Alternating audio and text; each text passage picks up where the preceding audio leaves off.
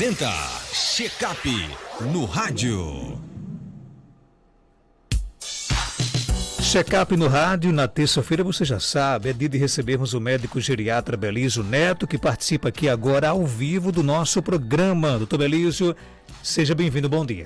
Bom dia, Marcos, bom dia, Geraldinho, bom dia a todos os internautas, bom dia a todos os ouvintes que nos acompanham. Nós estamos vivendo o Setembro Lilás, né? E claro que um tema que não pode faltar justamente é o Alzheimer. E aí, doutor Belísio Neto, o que é que a gente pode falar sobre isso? Pois bem, Marcos, não é só amarelo, né? É lilás também. É um mês de conscientização sobre a demência de Alzheimer. A demência de Alzheimer, que é a sexta causa de morte pelo mundo. Ela tende a aumentar a incidência a cada ano que passa, em virtude de ser uma doença de idosos. Os idosos estão aumentando em número pelo mundo.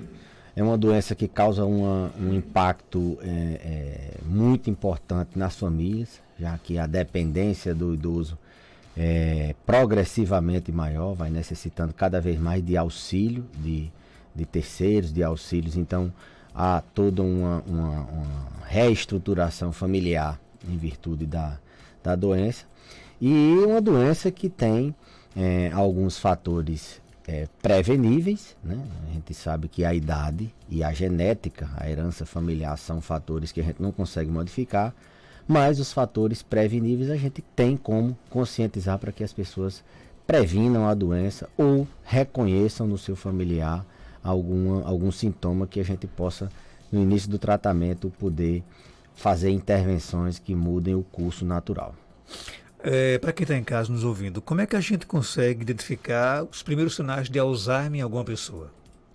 São bem discretos, né, Marcos? A gente está sempre lembrando da memória, do esquecimento. E a gente sabe que o esquecimento ele está presente no adulto jovem, ele está presente em outras faixas etárias e, na maioria das vezes, não está relacionado com a doença de Alzheimer.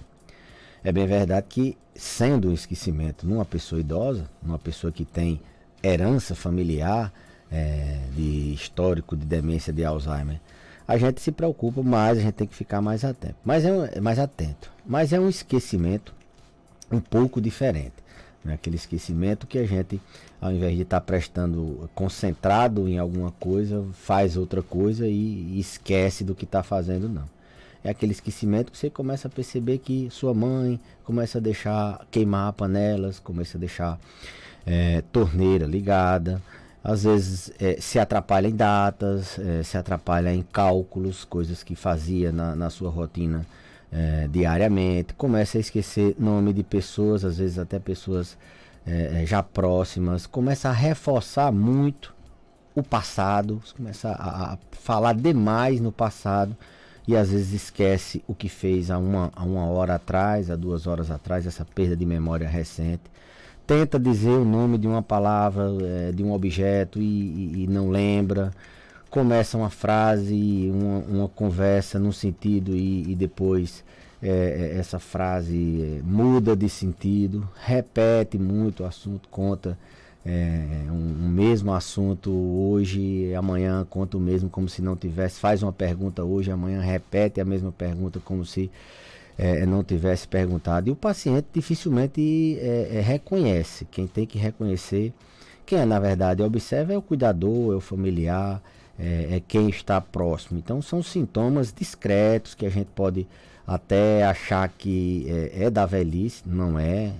O esquecimento, como eu disse, é puramente não relacionado com demência. Ele está em qualquer faixa etária, ele preocupa mais na velhice, mas é discreto, são esses sintomas basicamente.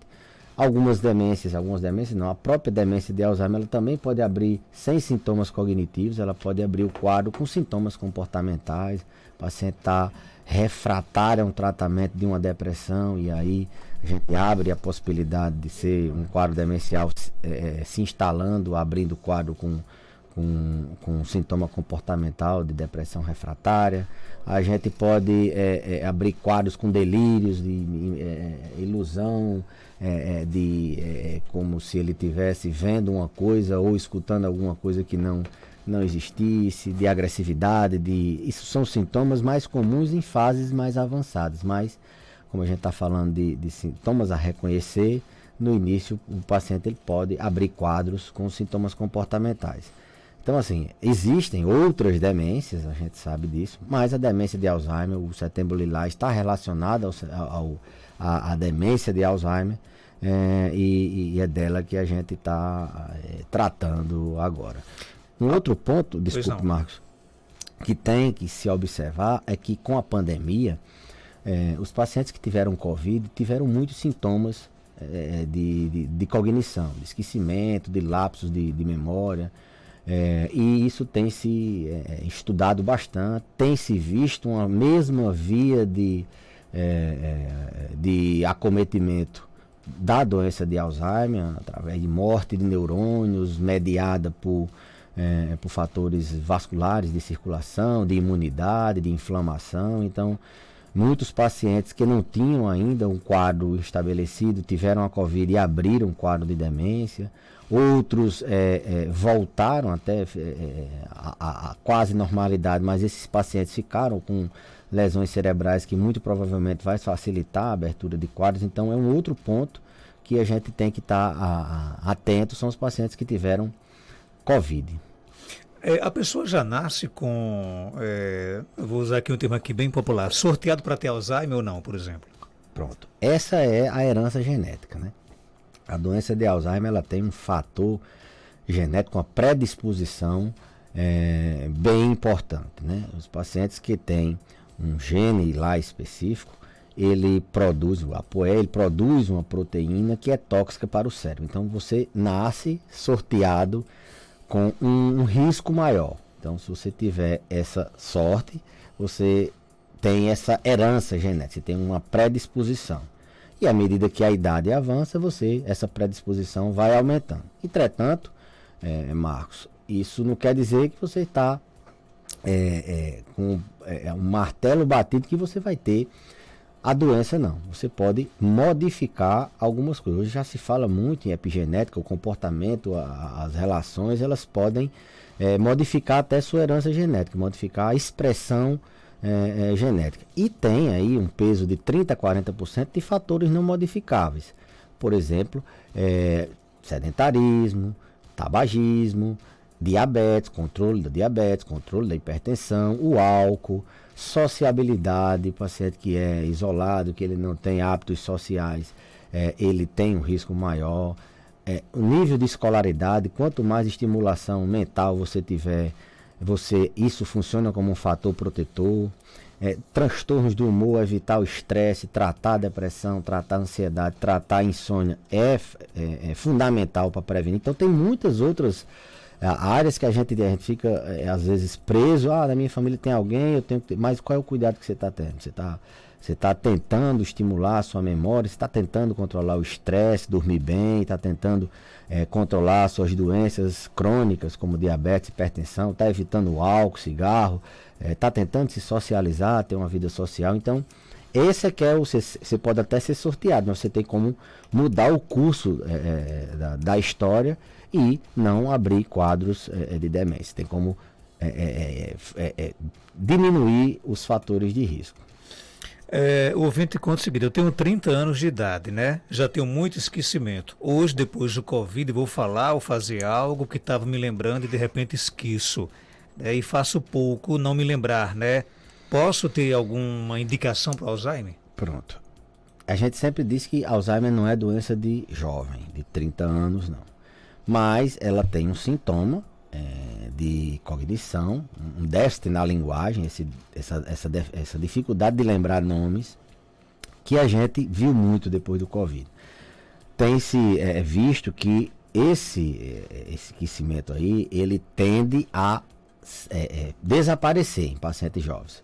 Tem gente com 3 meses, com 6 meses, até 9 meses, isso tende a desaparecer. Mas em pacientes idosos isso tende a permanecer, isso pode permanecer e ser sim uma antecipação da doença que ia ter no futuro. Nesse caso aí, não, a gente até hoje o que se sabe é que esse déficit ele é reversível. Agora, acende um alerta. Se a pessoa já tiver na família alguém com a demência, se a pessoa for uma pessoa que tem fatores de riscos, outros, esses que eu falei há pouco tempo atrás, ela deve se cuidar. Mas muito pouco provável que seja uma demência de Alzheimer com 30 anos, mesmo tendo esse sintoma, mesmo tendo tido Covid. Não esquecer, Marcos, que existem outras demências. Por exemplo, o paciente com 30 anos ele pode ter uma injúria vascular, ou seja, faltou sangue ali em alguma área do cérebro, e ele desenvolveu uma demência vascular. Isso aí independe, lógico, é mais comum em pessoas mais velhas, em pessoas que têm doenças, são micro AVCs, assim vamos dizer. E isso pode levar a um outro tipo de demência, que é a segunda demência mais frequente, que é a demência vascular. Mas Alzheimer mesmo, a gente sempre, assim, meio que quase que é impossível ter. Tem doença precoce, Alzheimer precoce, mas é raríssimo aqui, pelo menos na nossa região, a gente não tem caso descrito, não. Outra pergunta que vem de uma pessoa jovem, né? Ela conta que tem 42 anos de idade, né? Está preocupada porque anda se esquecendo muito das coisas, de nomes e até do que vai fazer.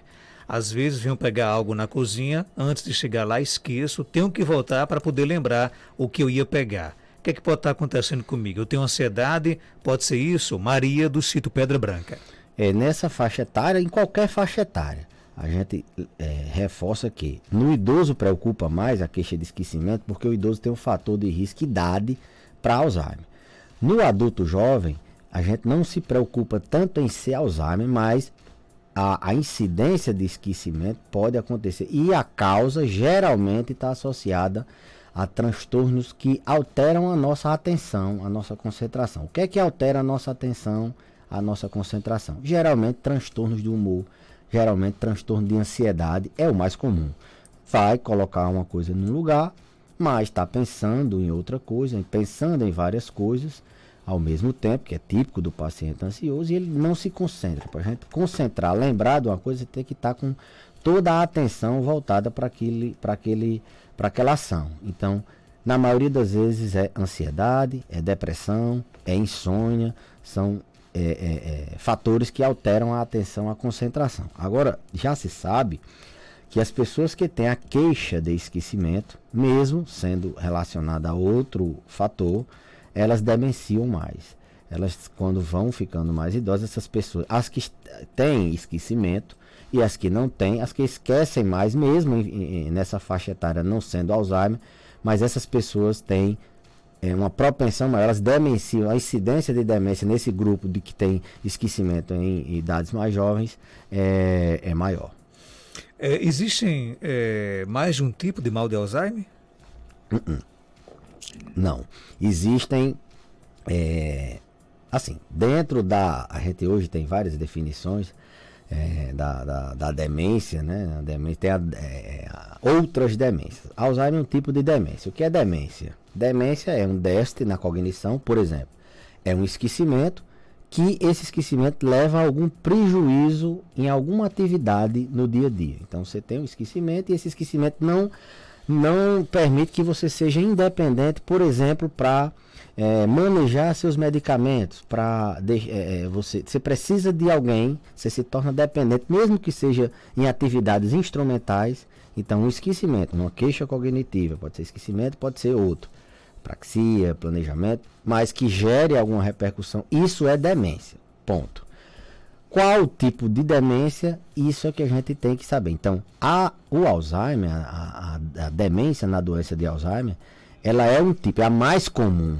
Tem déficit na cognição, mais algum prejuízo. Então, existe vários tipos de demência. Alzheimer, a demência vascular, a demência por corpúsculo de Levy, a demência por Parkinson, a demência frontotemporal, vários outros, demências reversíveis, vários outros tipos de demência. Demência é o grupo sindrômico, de sintomas da cognição, mais perda de atividade de vida diária. E Alzheimer é um tipo de demência. Então, eu acho que a confusão é mais nessa terminologia, mas não é como diabetes. Tem diabetes tipo 1, diabetes tipo 2. A gente até tem Alzheimer de início precoce, antes dos 60 anos, principalmente antes de 50 anos. Como eu disse, isso é raríssimo, né? Então, não existem assim dois tipos. A fisiopatologia, a forma com que a doença se apresenta é muito parecida. O ouvinte pergunta se quem tem Alzheimer pode morar sozinho ou não é o indicado. De forma nenhuma.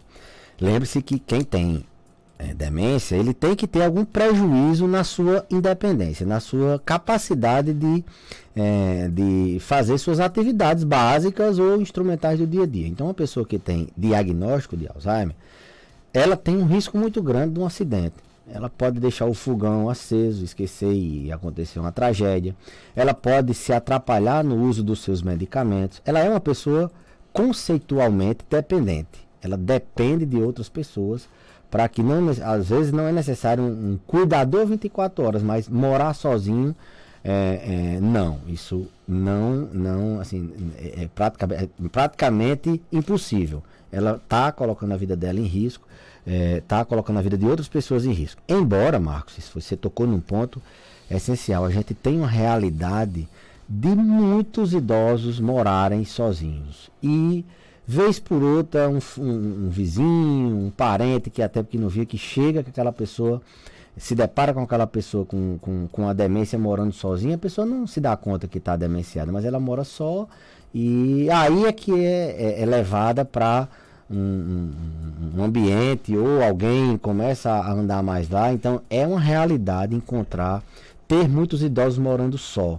Isso é complicado, porque idoso a gente sabe da dependência que ele tem, sabe que ele é mais vulnerável a morar sozinho e ter risco de depressão, de tristeza, enfim.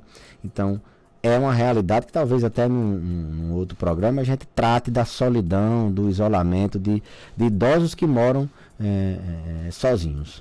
E como é que deve ser, por exemplo, como é que deve se comportar a família, né, de quem tem, por exemplo, um ente querido com Alzheimer? Tem que se reestruturar. Eu sempre oriento as famílias a repensar, refletir, a aceitar no início da demência, como os sintomas são muito discretos, as famílias numa forma de assim, não querer que aquele ente querido esteja com aquela doença, tende a não aceitar e achar que não é, e tenta deixar a vida do mesmo jeito. Então tem que refletir, porque a doença vai progredir.